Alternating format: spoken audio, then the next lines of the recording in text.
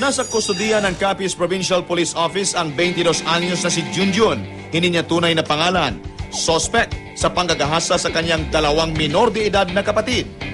Una umano niyang biniktima ang 16 na taong gulang na kapatid na itatago natin sa pangalang Gingging.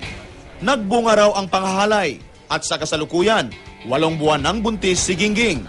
Sinimulan umano siyang gasain ng kanyang kuya noong 14 na taong gulang pa lamang siya. Kung mag-abot sa alas 10, ara na sa balay, hubog na sa. Hindi ako sa tumanon iya nga suko, yan din kami napangkuan isang duko.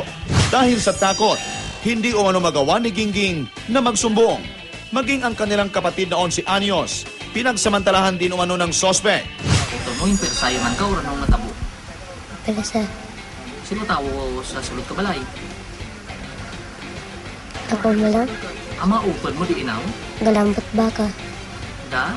nagalambot baka. Tinakot din umano siya ng kanyang kuya na papatayin kapag nagsumbong. Tanging ang inalamang nila ang kasama ng magkakapatid sa bahay.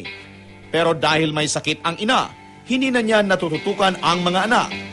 Nakakita ng pagkakataon na humingi ng tulong ang magkakapatid sa kanilang kabaryo na kalahating kilometro ang layo mula sa kanilang bahay.